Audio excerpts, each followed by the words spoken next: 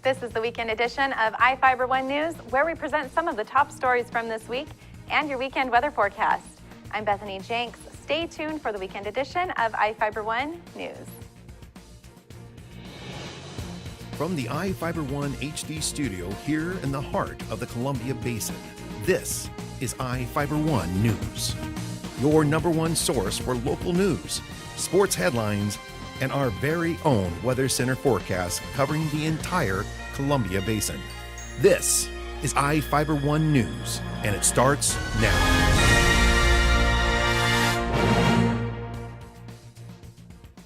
One of our top stories for this week was about the active shooter drill held at Big Bend Community College on Wednesday.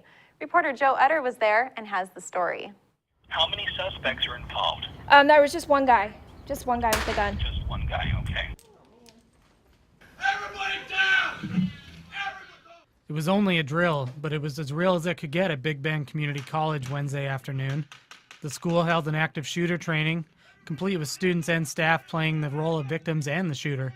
Kyle Foreman, the college's director of campus safety and security, explains the scenario that was set up. Our simulated shooter is the estranged boyfriend of one of the nursing students here in the building, and he came to college today with a gun to cause her harm. Along the way, he shot 2 students and engaged law enforcement in the end, and law enforcement had to stop the subject, and he was pronounced dead at the scene. Of course, this is all an exercise, but it tests all the different levels of the response for the community and also the college. Foreman said the drill included agencies from across Grant County and was the largest drill the school has held. This one is a larger scale exercise, involves not only law enforcement, but fire and EMS, the Port of Moses Lake, the coroner's office. We also asked Grant County Mental Health and New Hope Domestic Violence and Sexual Assault Services to assist us with this incident. The drill helps not only the college, but emergency personnel be better prepared in the case of an actual large-scale emergency, from notifying students and staff to securing the campus and post-incident counseling. Well, the college decided to hold an active shooter drill to better prepare for large-scale emergencies that could be an active shooter or other forms of targeted violence which happen on the campus. We've been practicing and preparing for this exercise for about 2 years. We developed a written plan for emergency response on campus. We exercised that plan 2 years ago with law enforcement, found gaps in that plan, refined the plan, and now we're testing the plan today to find out how well it worked.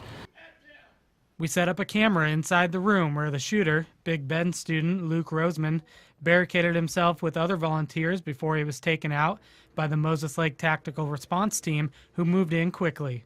Yeah, they were quick on their feet. They were pretty fast, so they caught me on a surprise, so it was pretty good. College officials and law enforcement agreed the training exercise went smoothly. The school is hoping to run another drill on campus next year. This is Joe Utter for iFIBER 1 News. A new fast food restaurant is set to open in Moses Lake on Monday. A grand opening is planned at Carl's Jr. with a ribbon cutting and giveaways. Reporter Jeff Chu has the details.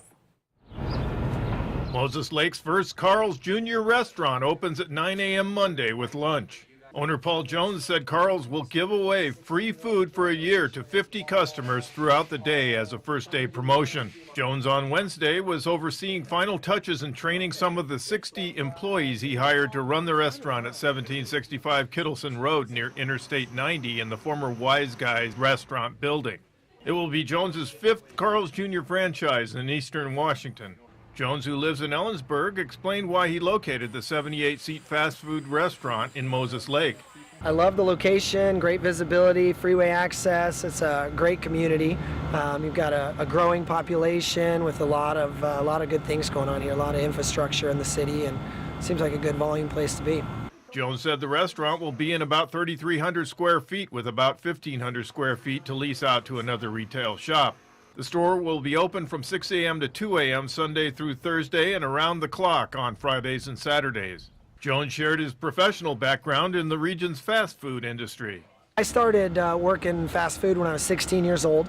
I worked for other companies for about 14 years before I was able to break off and actually do my own restaurant. And so I had an opportunity to build a Carl's Jr. in Ellensburg, which is where I built my first store 3 years ago.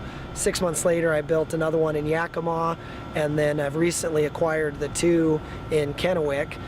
Moses Lake Chamber of Commerce will welcome Carl's Jr. with an 8 a.m. ribbon cutting Tuesday. I'm Jeff Chu for iFIBER 1 News. That's right.